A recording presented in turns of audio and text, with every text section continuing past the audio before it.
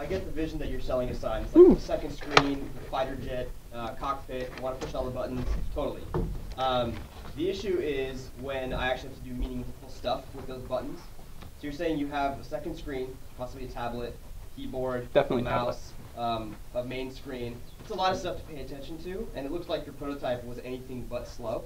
How are you going to tackle the challenge of simply, hey man, there are like literally 80 buttons in front of me, what the hell am I doing, and I can't deal with all this at once?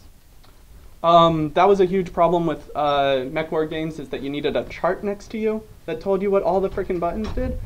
This, because it's on a second screen, you can actually label and see stuff like that.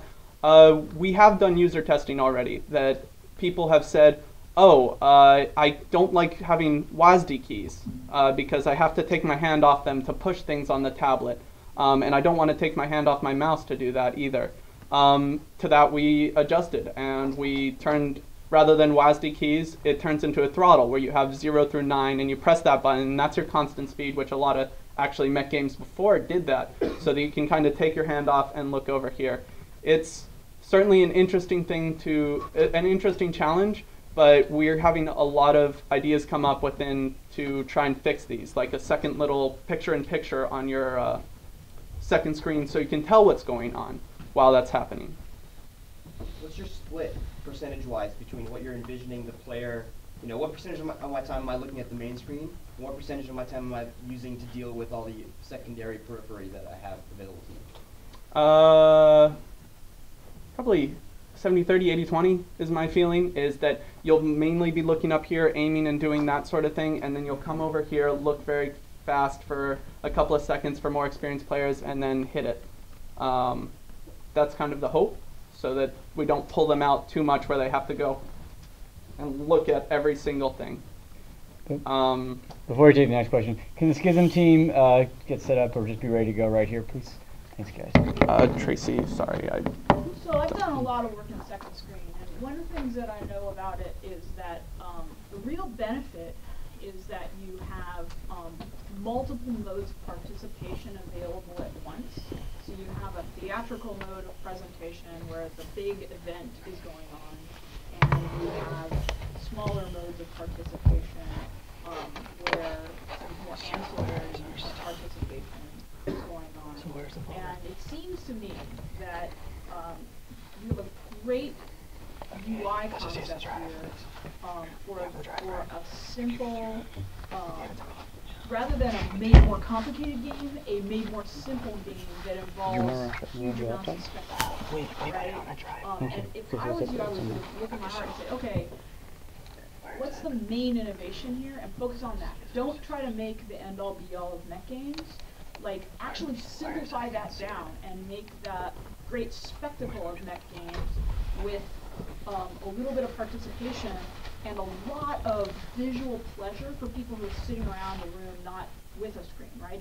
If 3 people have screens and we're doing fun stuff and I pass you my screen, you get to play a little bit, and then I get to watch a little, and that's fun, there's an amazing new interaction pattern going on there that doesn't include making an entirely huge, sophisticated mech game. It just is playing a good mech game in a brand new way. And if I was you, I would look towards that innovation and really focus on honing down on that innovation rather than doing scope. That's just my comment. Yeah. Obviously, we love all that other stuff. I do love all that stuff. There actually has been some talk about within design and with the friends that I've talked with and stuff like that about turning this, and of course in Thesis Prep, about turning this more into a Voltron, Mighty Morphin Power Rangers sort of thing. It would take experimentation right now to figure that out, whether it'd be fun and how to do it, turn it into Space Team and stuff like that. So yeah, certainly. No, on this one. And then you go? I hope. One quick question was actually a follow-on to Sean's. Would you be comfortable driving your car if you could only look at the road 70% of the time? No. Yeah. The thing is that a lot of people have trouble saying, well, they're diverting their attention. The trick is to make them comfortable enough that they can play the game, but I don't see it as a huge issue since it's player versus player the whole time. Everyone has the same disadvantage and advantage. You don't want to make the player feel uncomfortable like, shit, I can't, sorry, excuse me.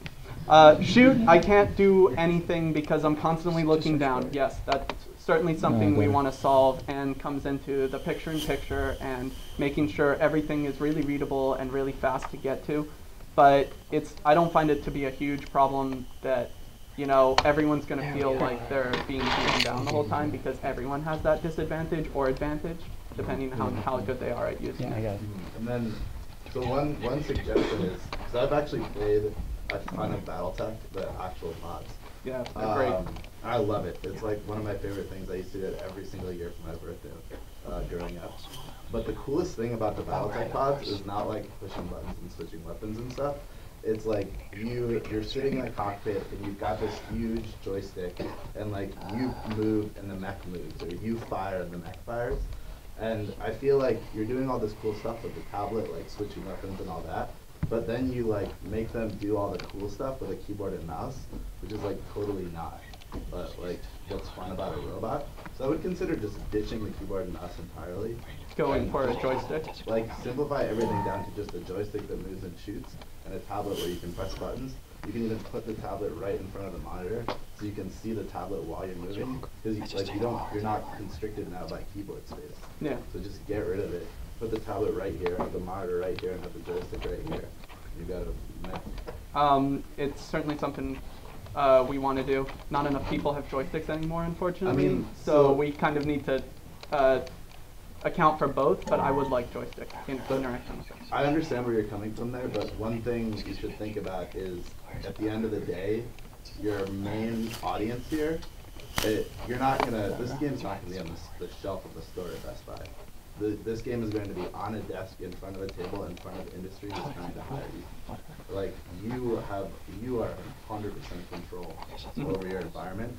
If you say my game doesn't work with a keyboard and a mouse, then your game doesn't work with a keyboard and a mouse. Really So I think that's something to keep in mind. Cool. Awesome. Okay, we're out of time for questions. Sorry about that. Any more questions? Ask me later.